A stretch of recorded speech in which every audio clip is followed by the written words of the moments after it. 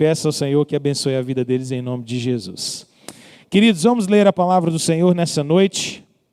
Nós vamos dar início hoje à nossa série de mensagens de janeiro. Já tem sido uma tradição, começamos quando a pandemia irrompeu. Se tiver aí na tela, puder colocar para nós. Nesses meses de janeiro nós temos refletido sobre os tesouros de Davi. Esse é o nome clássico que é dado ao livro de Salmos. O livro de Salmos é chamado por muitos e foi chamado na história como um dos tesouros de Davi. O nome obviamente se refere ao fato de que Davi é o escritor da maior parte dos salmos, embora não todos eles. E o saltério é quase que um saltério davídico, por assim dizer. Então esse nome nos faz lembrar sobre como o livro de Salmos é importante para a nossa vida. Muitos também têm chamado o livro de Salmos de o hospital para as nossas almas. E eu gosto muito dessa expressão, porque nos meus dias mais difíceis eu recorri aos Salmos para que eu pudesse encontrar na palavra do Senhor reforço, ânimo, vigor espiritual para o meu coração. Os Salmos, sem dúvida nenhuma, são um grande lugar, ou um grande abraço de Deus para consolar e fortalecer o nosso coração. E nesse mês de janeiro nós vamos então, aos domingos à noite, caminhar nessa breve, pequenininha série de mensagens, mas eu creio que profunda para o seu coração. E hoje nós vamos então dar continuidade, lendo e meditando no Salmo de número 14. Então convido você a abrir sua Bíblia lá no Salmo 14. Os Salmos até o 13, nós já trabalhamos nos outros janeiros. E agora nós vamos seguir para o Salmo 14 em diante, nesse mês de janeiro. Então quero convidar você a abrir sua Bíblia comigo. Salmo 14, um salmo pequenininho. Nós vamos ler todo ele agora.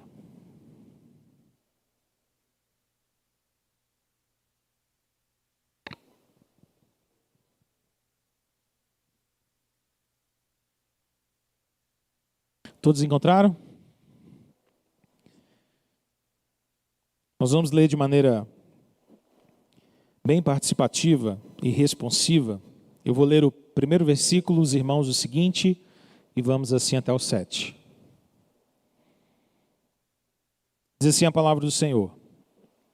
Diz o insensato no seu coração, não há Deus.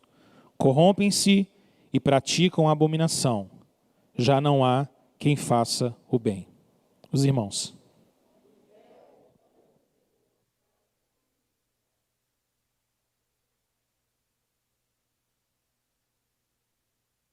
Todos se extraviaram e juntamente se corromperam. Não há quem faça o bem, não há nenhum sequer.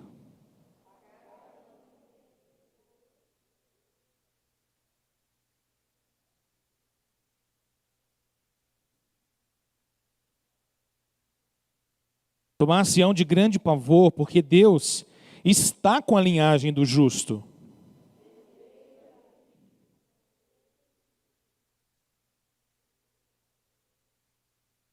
Tomara de Sião viesse já a salvação de Israel. Quando o Senhor restaurar a sorte do seu povo, então exultará Jacó e Israel se alegrará. Amém. Senhor, fala no nosso coração nessa noite. Nós viemos aqui te louvar, te adorar. E rogamos agora, Deus, pela tua graça e pelo teu Santo Espírito, que sejamos todos nós edificados pela tua palavra. Que sejamos fortalecidos pelo Senhor, pela tua graça e pelo teu amor, em nome de Jesus. Amém? A palavra que eu quero compartilhar com você hoje, à luz desse salmo, é uma palavra talvez para alertar o nosso coração para o cenário atual que nós temos vivido. Eu imagino que a palavra que eu quero partilhar com você hoje pode abrir os seus olhos e instruir você a pensar um pouco sobre os grandes desafios da nossa própria geração. Nós que vivemos e fomos absorvidos por uma mentalidade de um mundo pós-moderna, por uma mentalidade de um mundo relativista e por uma mentalidade de um mundo que rejeita a Deus. O Salmo de número 14 é eminentemente, ou é principalmente, um salmo sobre ateísmo. O salmo começa dizendo que o insensato, o tolo, é aquele que diz no seu coração: não existe Deus. Deus não existe. É aquele que rejeita Deus, questiona Deus e diz não para Deus.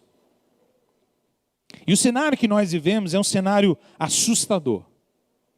Há um grande pregador norte-americano chamado Albert Mohler. Ele escreveu um livro bastante interessante sobre o tipo de ateísmo que nós vivemos hoje. Ele diz que o ateísmo que a gente vive hoje não é mais como o ateísmo de 100, 200, 300 anos atrás. É um ateísmo renovado. Ele tem nuances novas, uma cara nova, por assim dizer. Interessante, porque o livro do Albert Mohler chama Ateísmo Remix. É como se ele estivesse dizendo que o ateísmo de hoje em dia é um ateísmo remixado, renovado. Ele tem faces novas. E eu e você precisamos ficar muito atentos sobre isso. Em certo lugar do livro ele diz o seguinte, e eu queria começar citando as palavras dele para alertar o nosso coração. Preste atenção, ele diz: os novos ateístas são, à sua própria maneira, evangelistas e sua intenção, e ambiciosos na sua esperança. Esses novos ateístas, diz ele, veem o ateísmo como a única visão de mundo lógica para o nosso tempo, e a fé em Deus como tremendamente perigosa, um produto do passado que não podemos mais tolerar, ou muito menos estimular. Fecha aspas. Eu tenho que concordar com Albert Mohler que, de fato, nós vivemos em um tempo em que a rejeição a respeito de Deus, a rejeição e a crítica à fé em Deus, não é apenas uma rejeição que aparece de vez em quando. Ela parece um tanto aguerrida, não é? É como se os novos ateístas estivessem quase que evangelizando o mundo com ateísmo. Irmãos, nós vivemos dias sombrios. O ateísmo cada vez mais se infiltra na mentalidade dos currículos escolares. O ateísmo e a negação da existência de Deus cada vez mais infiltra na visão que nós temos sobre quase tudo. Nossos filhos são treinados e criados em ambientes escolares, muitas das vezes, cheios e influenciados por materiais didáticos que partem do pressuposto de que uma fé em Deus é algo que precisa ser abolido. É algo que precisa ser rejeitado. É muito comum você ouvir pessoas dizendo: você não pode misturar fé e política. Você não pode misturar fé e isso. Você não pode misturar fé e aquilo. Mas interessante, não é? Porque o ateísmo também não é uma maneira de fé. Dizer que Deus não existe, dizer que o mundo é fruto do acaso, dizer que toda a existência é fruto apenas de processos evolutivos sem a existência de um Deus criador, isso também não é fé? Isso também não é uma visão de mundo? Ou será isso uma espécie de lugar neutro em que todos nós deveríamos concordar? É estranho. O novo ateísmo, ele é cada vez mais aguerrido, porque ele não apenas se satisfaz em dizer: eu não creio em Deus. Ele quer que você também não creia. Ele quer que outras pessoas também não creiam. Ele quer que toda e qualquer discussão nesse mundo nunca envolva o nome de Deus. Mas isso é preocupante, sabe por quê? Porque normalmente é apenas a fé cristã que é jogada fora das discussões. Outras manifestações de fé, ou mesmo a fé num suposto ateísmo, está sempre presente. Sempre presente. Albert Mohler compartilha com a gente algumas marcas distintivas desse novo ateísmo. Deixa eu citar para você muito rapidamente e brevemente. Ele diz que esse neo-ateísmo é marcado por muita ousadia, uma ousadia que a gente nunca viu. Que esse novo ateísmo também é uma rejeição clara do Deus da Bíblia. E a Bíblia é tratada como um material velho, caduco, que não faz mais sentido, que precisa ser atualizado em quase todas as suas páginas. O neo-ateísmo rejeita explicitamente Jesus Cristo. Jesus só é aceito se ele for um grande guru. Jesus só é aceito se ele for um grande mestre. Jesus só é aceito se ele for um grande psicólogo. Se dissermos que Jesus é Deus, a conversa acaba. Esse é o novo ateísmo. O novo ateísmo argumenta que a ciência é o único caminho de liberdade, de libertação e de iluminação para o ser humano. E é verdade, a ciência tem um grande papel, mas também é verdade que a ciência costuma falhar. O neoateísmo também não vê mais as crenças moderadas e liberais como um bem social. Crenças fundamentais, dizer que Deus é o Deus verdadeiro, dizer que o Deus da Bíblia é o único Deus, é considerado agora uma coisa que precisa ser excluída da sociedade. Não é de se surpreender que normalmente pastores ditos evangélicos que têm acesso à mídia social, que são recebidos em programas de TV, são apenas aqueles que dizem que a Bíblia é relativamente a palavra de Deus. Você nunca vai encontrar alguém num desses programinhas famosos de televisão dizendo: Jesus é o único caminho, a verdade e a vida. Se não for por ele, não tem salvação. Não vai. Além disso, Albert Mohler comenta que o neoateísmo é um ataque à tolerância. E hoje nós vivemos basicamente a ditadura da tolerância. Você precisa ser tolerante com tudo. Porque se você não for tolerante com tudo, então ninguém tolera você. É a intolerância da tolerância. Só te toleram enquanto você for totalmente tolerante. No dia que você disser: não, para mim, Deus é Deus, Jesus é Jesus, o único caminho de salvação. Deixa eu te dar um exemplo. Alguém te encontra na rua, bem relativista assim, e você começa uma conversa e a pessoa diz: mas o importante de 2022, né, é a gente crer em Deus, né, cada um do seu jeito, não é isso? Né, porque todo mundo tem o mesmo Deus, né? Todos os caminhos levam a Deus, né? Deus abençoe, viu? Deus te leve 2022, viu? Cada um, graças a Deus, cada um com a sua religião. Tente responder para essa pessoa e falar assim: não acredito nisso não. Para mim 2022 só vai ser bênção se for com Jesus, só Jesus é Deus. Rapaz, você vai arrumar um problema, sua conversa vai acabar rapidinho. Não vai durar muito não. Os novos ateístas começaram a questionar o direito que os próprios pais têm de inculcar crença nos seus próprios filhos. O novo ateísmo, ele quer entrar na sua casa e dizer como é que você corrige seus filhos. O que você ensina os seus filhos.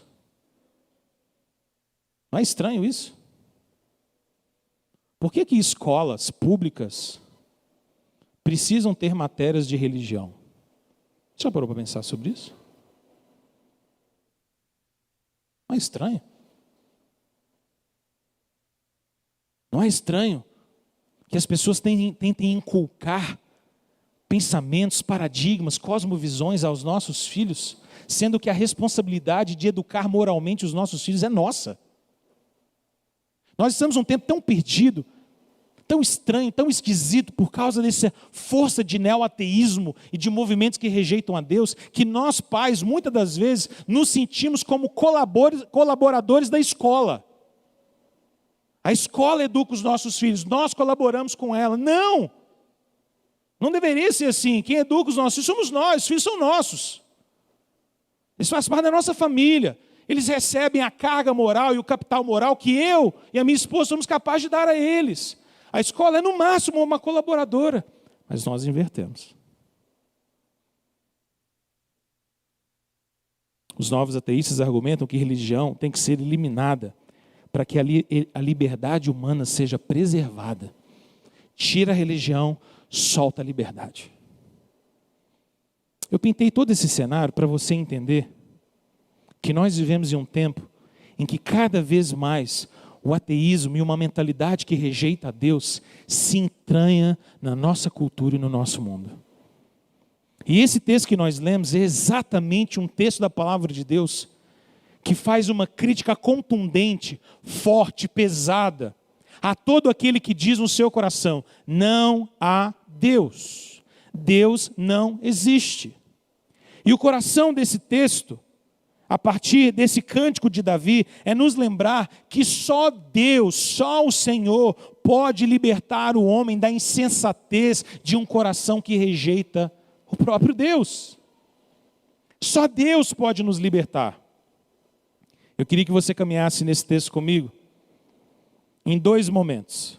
E em cada um desses momentos, se dividindo sobre o que Deus pensa e sobre o que o homem pensa. Olhe comigo na sua Bíblia, então, a partir do versículo 1. A gente começa a olhar para esse texto, percebendo o que o insensato diz sobre Deus. Olha no versículo 1. Diz o insensato no seu coração: não há Deus. Corrompem-se e praticam abominação, já não há quem faça o bem. O texto começa nos dizendo que o insensato é aquele que diz sobre Deus: Deus não existe. É aquele que rejeita Deus. E o lugar dessa rejeição, a fonte, o centro dessa rejeição não é apenas a mente. A Bíblia diz que a rejeição que o homem tem para com Deus é coisa do coração, é coisa do âmago do ser, do centro da nossa alma. Não é apenas uma rejeição intelectual, não é apenas uma rejeição no campo da razão, da racionalidade. Quando um homem ou uma mulher, quando um ser humano rejeita Deus, essa rejeição é coisa do coração. Deus não existe. Interessante, porque na língua hebraica, na qual esse texto foi escrito, esse verbo, o verbo haver, que está aqui, não parece. A palavra seria: o insensato diz no seu coração: Deus não. Deus não.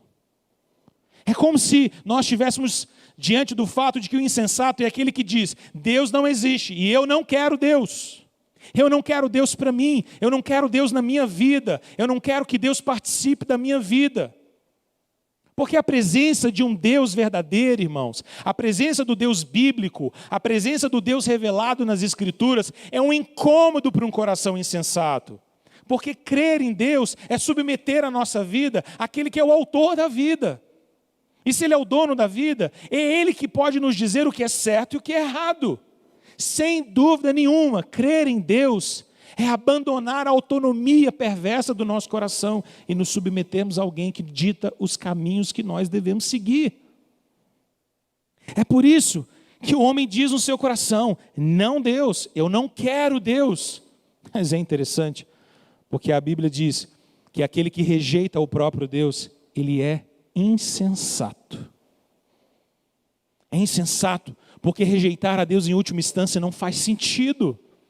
Porque rejeitar a Deus em última instância é negar aquilo que está diante de nós como a realidade mais pujante, mais forte, mais inquestionável. Porque basta a gente olhar para a criação ao nosso redor, como diz Romanos 1, e sabermos que existe um Deus por trás de toda a criação. Todo ser humano faz perguntas do tipo: de onde nós viemos? Por que nós existimos? Para onde nós vamos? O que acontece quando a morte chegar? O que acontece quando o dia final chegar? E aí? Qual a resposta esse mundo tem para isso? Mas o insensato é aquele que diz no seu coração, no profundo do seu coração: não, Deus, eu não quero Deus. Deus não existe. E essa rejeição é pura tolice. Mas, irmãos, o versículo 1 demonstra que o insensato diz não para Deus, porque no fundo, o que o insensato espera, e o que o insensato e o tolo espera, e aquele que nega a Deus espera, é viver sem amarras. Olha o restinho do versículo 1. Corrompem-se e praticam abominação. Já não há quem faça o bem. A rejeição de Deus é uma espécie de carta de liberdade para dizer: eu quero fazer o que me vier à cabeça. Eu quero ser dono do meu próprio nariz. Minha vida, minhas regras. Meu corpo, minhas regras. Você percebe como os grandes movimentos de liberdade no nosso tempo se tornaram tão promíscuos e pervertidos? Já percebeu? Como nós vivemos hoje uma revolução sexual tão terrível. Como banalizou-se a moralidade entre os homens. como tudo é permitido, como tudo é livre, como não tem tabu para as coisas. A gente liga canais de televisão e a gente se surpreende com a impureza, com a lascívia, com o pecado escancarado, com a corrupção desmedida. É uma coisa absurda. Assistir televisão hoje é uma coisa quase impossível para um crente. Assistir canais abertos é quase uma coisa impossível, é desgostoso. Tira a alegria, tira a nossa paz. Porque é profano, é mundano, é sujo. Mesmo assistindo às vezes uma programação razoavelmente saudável, no intervalo entre uma e outra, as propagandas são tão sujas, tão perversas. Nossos filhos acessam redes sociais, TikToks, Instagrams e Twitters e coisas desse gênero. Basta digitar uma palavra errada e a imundície vem como uma avalanche sobre nós. É tudo tão sujo, tudo tão perverso. Porque quando o homem rejeita a Deus, irmãos, o homem se torna adorador de si mesmo. O homem se torna perverso nos seus caminhos. O insensato olha para Deus e diz: Deus não existe, eu não quero Deus. Mas agora eu queria te mostrar o outro lado. E o que Deus diz sobre o insensato? Olha na sua Bíblia, versículos 2 e 3. Do céu olha o Senhor para os filhos dos homens, para ver se há quem entenda, se há quem busque a Deus. Todos extraviaram, juntamente se corromperam, não há quem faça o bem, não há nenhum sequer. É maravilhoso esse texto.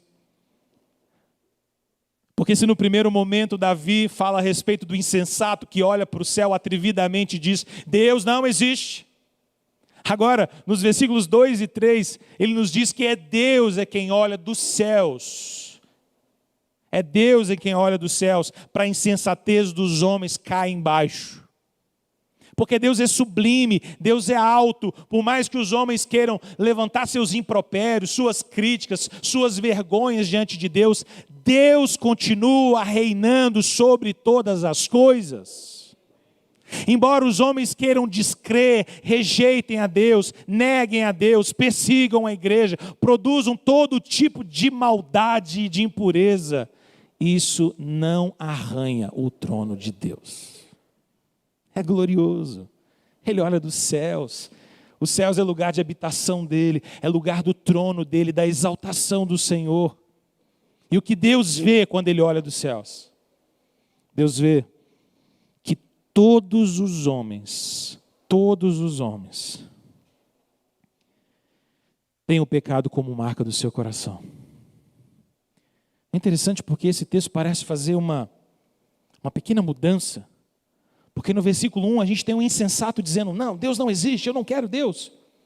Mas quando Deus olha, a conclusão que Deus tem a respeito dos filhos dos homens, de todos os homens na terra, de todos os seres humanos, é de que não há ninguém que seja justo.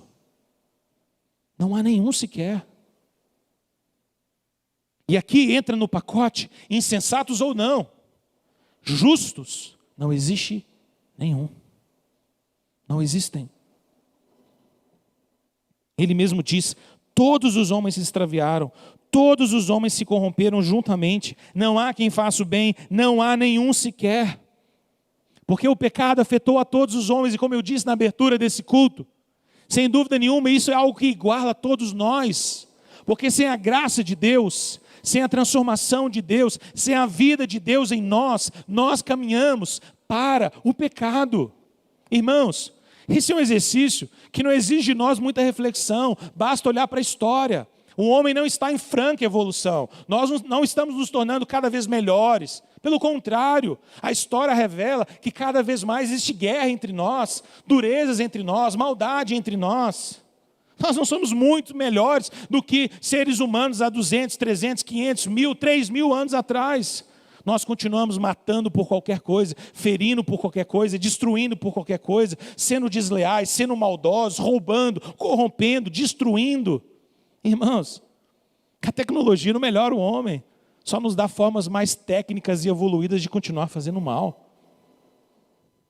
Se não for a graça de Deus em nós, nada muda. Nada muda. Nós estamos sempre à beira de uma grande guerra, sempre à beira de conflitos bélicos, sempre à beira de grupos malignos que dominam localidades e geografias e exploram, destroem. Você já parou para pensar que nesse exato momento, enquanto nós estamos aqui, existe tanta maldade no mundo acontecendo exatamente nesse momento? Já parou para pensar nisso? O tempo inteiro, vidas sendo tiradas, gente se corrompendo, gente destruindo, crianças sendo corrompidas, violadas, machucadas, maculadas. Pessoas morrendo por negligência, roubos, assassinatos, mentiras, traições. Agora, nesse exato momento. Porque essa é a face de um homem e dos homens sem Deus. Não for a graça de Deus sobre nós, nós estaríamos talvez tão próximos disso quanto nós talvez nem sequer imaginamos. O texto diz que o Senhor declara que a insensatez do homem é espiritual e ela marca a todos. Porque o pecado afetou o nosso entendimento. Olha o que o texto diz. Ele diz, não entendem. Não há quem entenda. Não há quem busque a Deus. Os homens estão alienados, embrutecidos no seu coração. Procuram tantas coisas, tantas superstições, menos Deus. Na virada de 31 para dia 1º, a gente viu os fogos. E estávamos lá vendo os fogos com os meninos, então a gente ligou a televisão para poder continuar vendo um pouquinho dos fogos. E a gente estava assistindo aquelas explosões maravilhosas de fogos lá no Rio de Janeiro, em Copacabana. Mas ao mesmo tempo era tão triste a imagem de ver tanta gente pulando onda, de tanta gente supersticiosa, de tanta gente entregando oferendas para Iemanjá, de tanta gente entregando suas vidas e supersticiosamente sonhando com um ano de 2022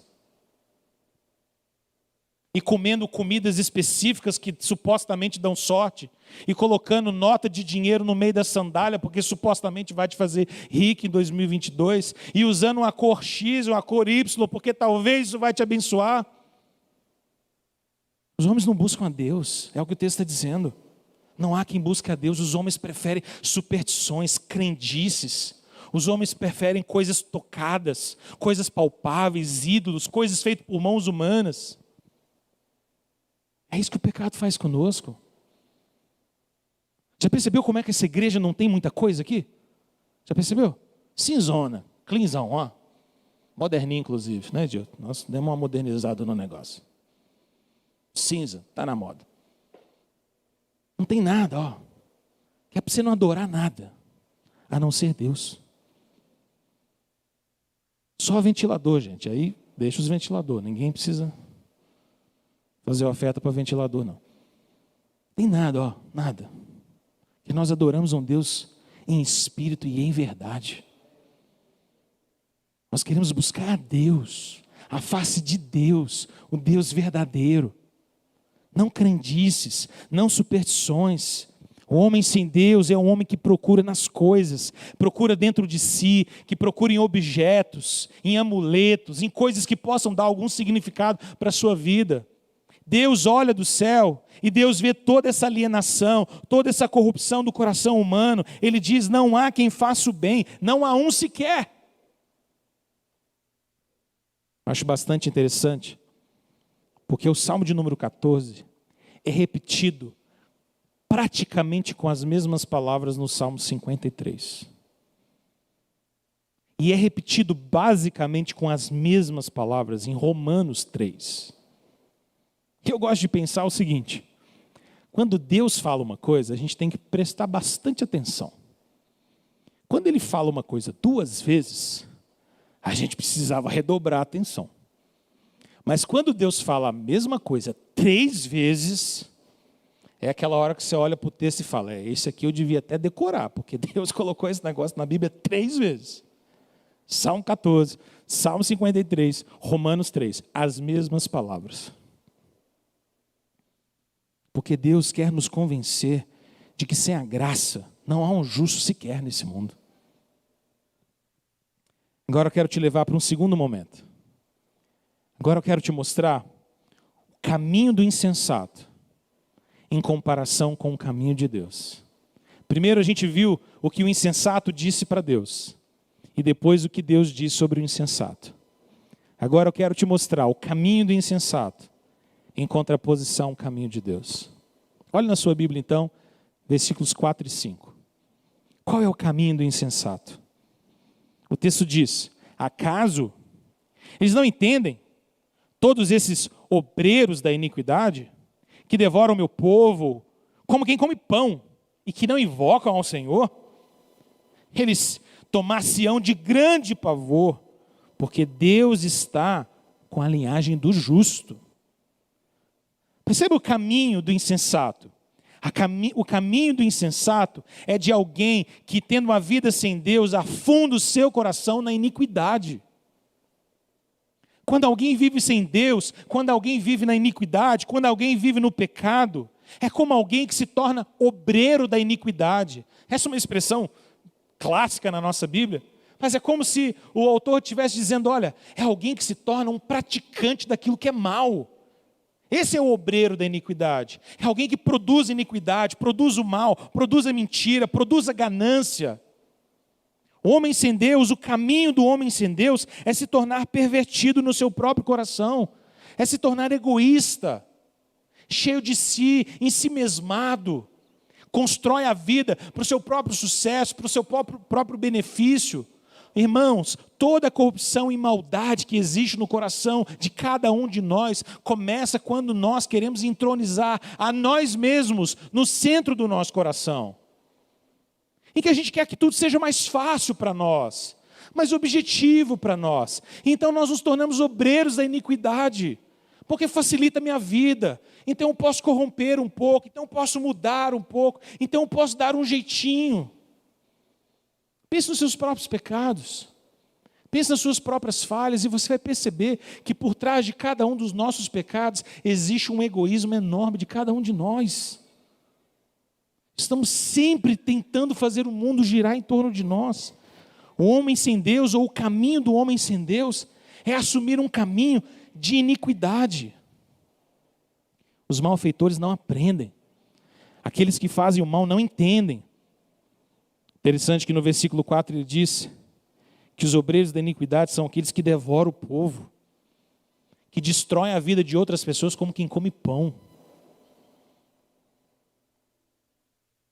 O que mais a gente enxerga nesse mundo, irmãos, é o homem sendo aquele que destrói a vida de outro homem, não é? Das maneiras mais diversas e sofisticadas.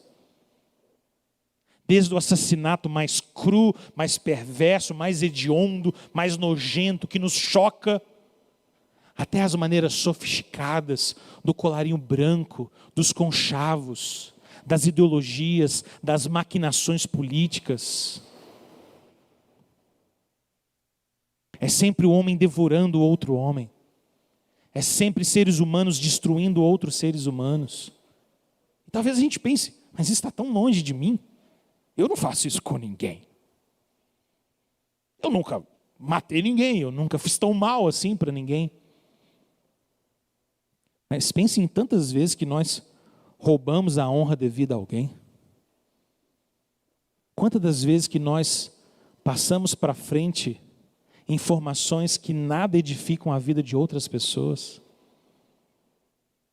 Um dos instrumentos mais politicamente aceitos no nosso meio, no meio geral das pessoas, socialmente dizendo, é a fofoca, é a maledicência. Mas não deixa de ser uma maneira de matar as pessoas, de desprestigiá-las, de ofendê-las, de maquinar contra elas.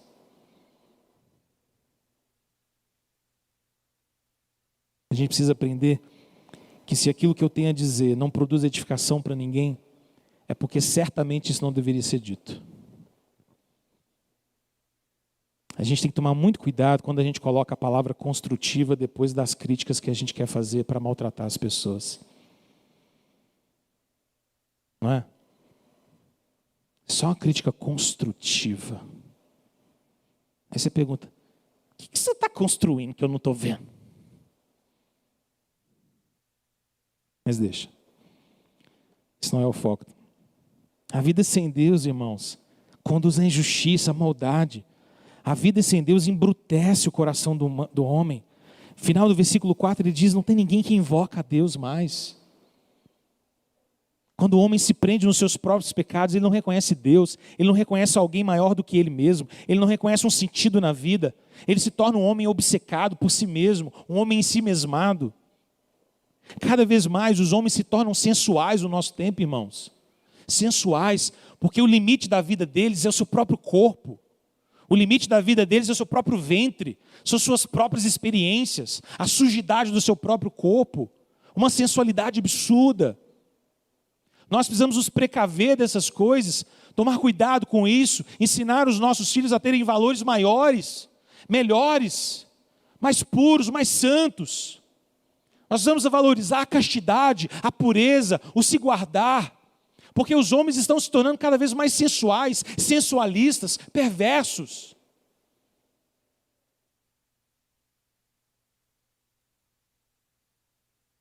Um canal de televisão desses famosinhos para nós aí, que lançou agora há pouco tempo uma espécie de, não sei bem se é uma série, se não me falha a memória, o nome é Verdades Secretas, alguma coisa assim. E não há um dia sequer que você não abra um jornal em que não apareça uma notícia sobre essa tal série dizendo: fulano beijou fulano assim, assim, assado. Fulano viu isso de fulano. Fulano e Beltrano se misturaram e fizeram isso. Fulano, com Beltrano, com Cicrano, com mais o mundo inteiro juntou e fez um... Sensuais, libidinosos, cheios de si mesmos. É isso que o pecado faz do homem. Esse é o caminho da insensatez, irmãos. Quanto mais um ser humano assume a insensatez no seu coração, mais profundo ele vai no pecado, porque um abismo chama outro abismo, um pecado chama outro pecado, e vai se corrompendo, e se corrompendo, e se corrompendo. Percebe?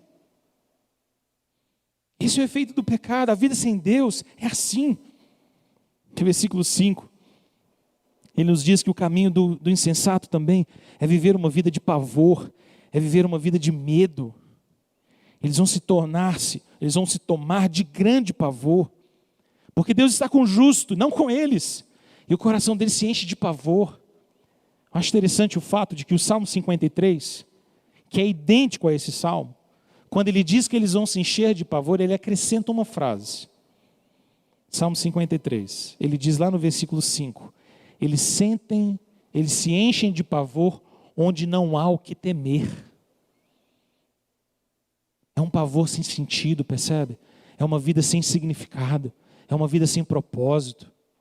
Ela tem graça enquanto ela é sensitiva, enquanto ela é sensual, enquanto ela é libidinosa, mas quando ela chega ao fim, quando ela enfrenta os grandes dilemas da vida, é um pavor, porque a vida não tem significado, porque você não sabe nada que vai acontecer, eu não tenho Deus, eu não tenho esperança.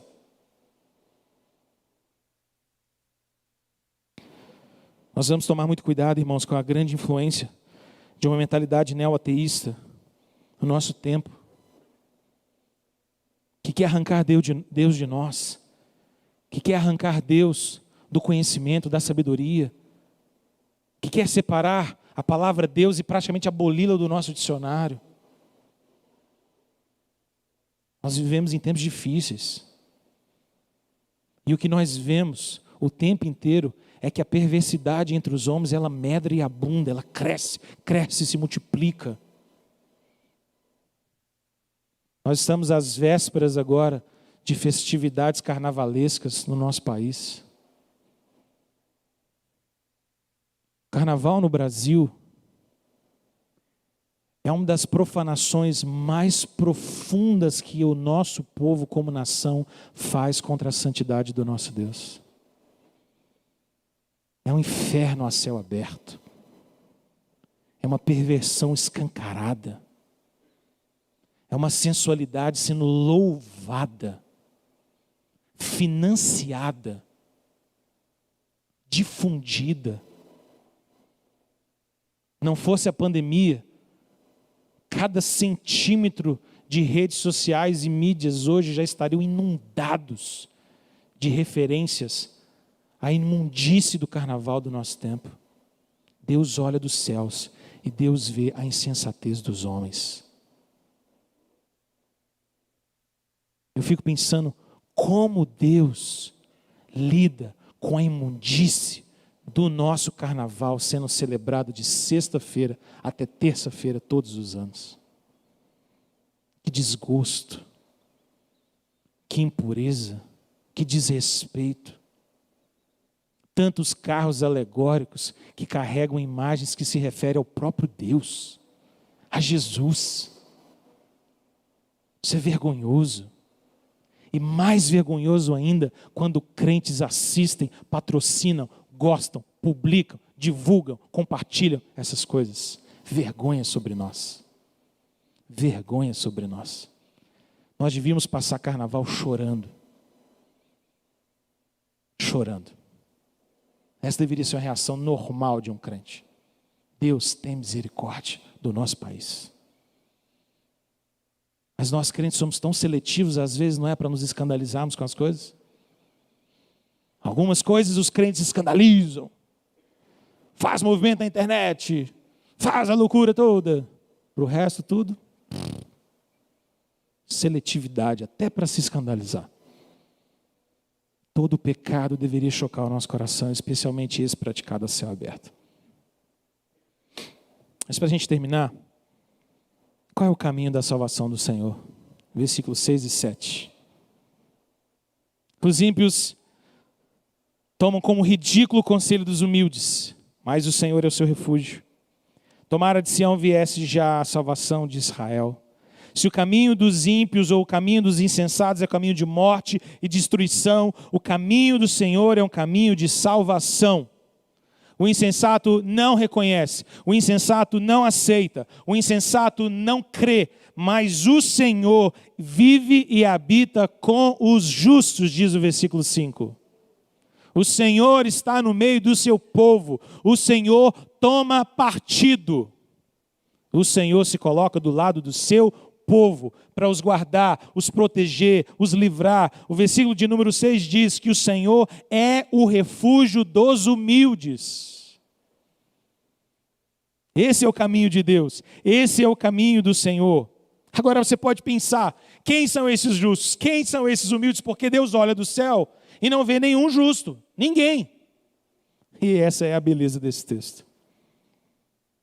Porque Deus só pode ser meu refúgio e o seu. Eu e você só podemos ser chamados de justos porque a salvação que nos faz justos vem de Sião, vem do Senhor. De Sião vem o Rei Jesus. De Sião vem o nosso Redentor. A salvação vem dele. Ele restaura o seu povo. Ele torna o insensato injusto.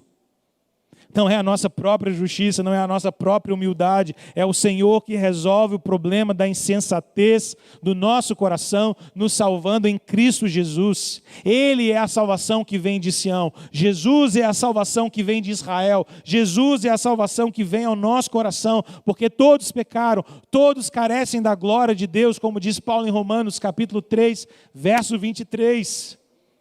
Mas a mim e a você vem a redenção, porque nós cremos em Cristo Jesus de todo o nosso coração. O insensato diz não a Deus, o justo diz, eu creio em Deus. O insensato diz, Deus não deveria participar de nada. O justo diz, Deus é o dono de tudo. O insensato diz, divide tudo. Não pode discutir Deus, Deus não pode fazer parte da nossa formação, nem da escola, nem da vida, nem da política, nem da economia. E o justo diz, não há nenhum centímetro sequer deste mundo que Jesus não possa olhar e dizer, isso é meu. Jesus é o dono da história, Ele é o dono da vida. O Ocidente só existe por causa do cristianismo. Nossa visão de política só existe por causa do cristianismo. Nossa visão de democracia só existe por causa do cristianismo. Nossa visão de educação só existe por causa do cristianismo. Não fosse o cristianismo, onde nós estaríamos? O que seria do Ocidente? O que seria do mundo? É muito fácil dizer que o cristianismo não vai entrar nas discussões mais quando nós vivemos em um mundo e uma cultura absolutamente gerada dentro do ventre do cristianismo. É muito fácil, né? É muito fácil. Davi contou sobre uma salvação futura, irmãos. Ele ora no versículo 7 dizendo: tomara que de Sião venha a salvação. A oração de Davi foi respondida porque a salvação veio de Sião. Ela foi respondida. De Sião veio o herdeiro de Davi, Jesus. Nós vimos, nós contemplamos, nós tocamos, e agora nós só aguardamos o retorno do Rei. Irmãos, para a gente terminar, eu e você precisamos sempre ter em mente que negar ou rejeitar a Deus é profunda insensatez do coração do homem. Não existe insensatez maior do que rejeitar a Deus. Segundo, nós precisamos nos lembrar que o pecado é aquilo que nos afasta de Deus e embrutece o nosso próprio coração. Mesmo um crente precisa vigiar os seus próprios pecados para que você não se engane. Mesmo um crente pode cair no desagrado do Senhor. Mesmo um crente pode ter e ser privado do brilho do rosto do Senhor sobre si por causa dos seus pecados. Tome cuidado, vigie, santifique-se. Um pecado é cruel, o coração é enganoso, um abismo chama outro. Não dê lugar ao pecado. Terceiro, o ser humano consegue se afundar no pecado como se afunda numa lama. Quanto mais tenta se mexer, mais se suja. Tome cuidado. Em quarto e último lugar, só Jesus pode nos salvar. Só Jesus pode nos restaurar. Só Jesus pode nos livrar da insensatez. O temor do Senhor é o princípio da sabedoria. É o que nos arranca da insensatez de dizer: Deus não existe. A sabedoria vem quando a gente diz: Deus existe e Ele é um Deus temível. Abre os seus olhos. Abre os seus olhos para o mundo que nós estamos vivendo. Questione as coisas. Preste atenção na educação dos seus filhos. Se você é pai de filhos pequenos, vigie o caderno deles. Vigie o que eles aprendem. Vigie o que eles estão ouvindo. Traduza as músicas em inglês que eles gostam. Talvez eles estejam semeando aos ouvidos tantas coisas negativas. Sejamos sensatos, irmãos. Sejamos vigilantes. Nós não vivemos num mundo tão bonito assim. É um mundo tão marcado de perversidade. Tome cuidado com os ensinos na faculdade. Tome cuidado com as ditas ciências neutras. Tome cuidado. Tome cuidado com os ensinos perversos, as filosofias vãs. Tome cuidado. Por trás de todo pensamento há uma cosmovisão. Por trás de cada atitude há um pensamento. Por trás de cada partido existe uma ideologia. Tome cuidado. Não abrace as coisas de maneira indiscriminada. Sejamos críticos. Sejamos cuidadosos. Em nome de Jesus. Vamos orar? Essa mensagem de hoje foi um grande alerta para nós. Para a gente abrir os nossos olhos. Enquanto você ora, eu quero convidar nosso ministério de louvor para a gente terminar também cantando ao Senhor. Eu queria te encorajar a orar por isso. Talvez esse tema nem seja um tema comum nas suas orações. Você podia orar.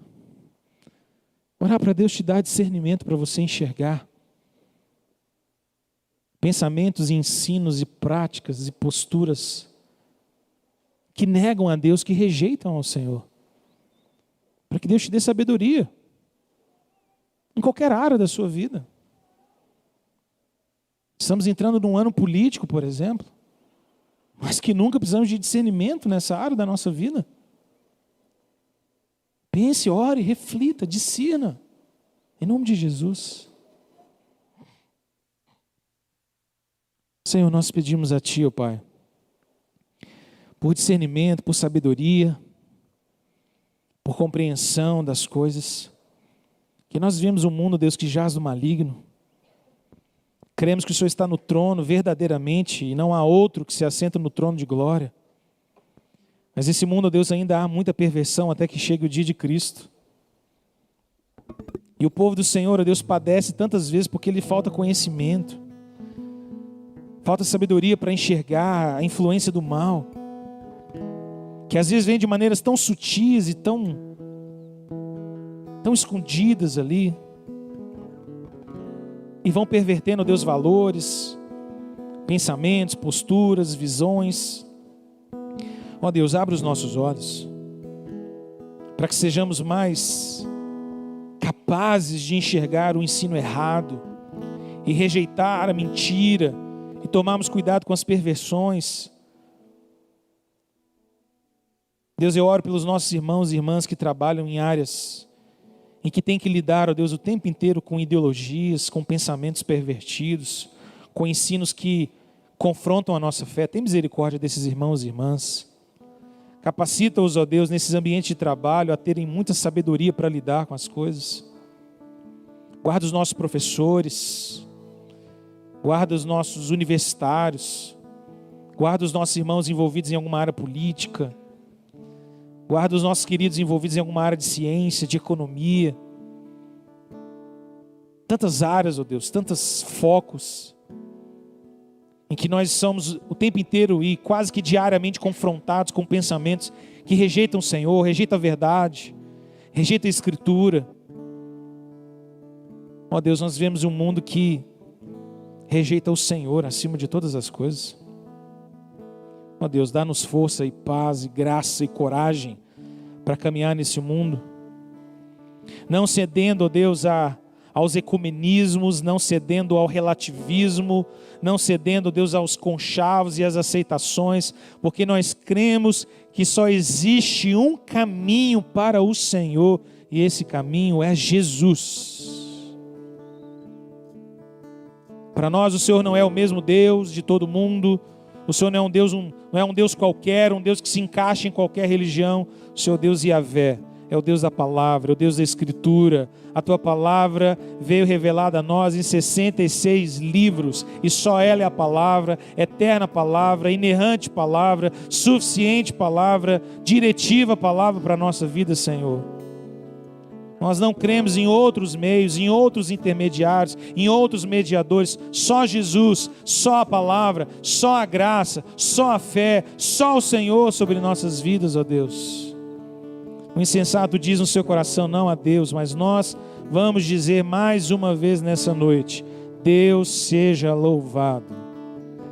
Nós te louvamos, ó Deus, e te rogamos, dê-nos graça e sensatez nesse mundo de mentiras e de enganos, em nome de Jesus. Amém. Amém.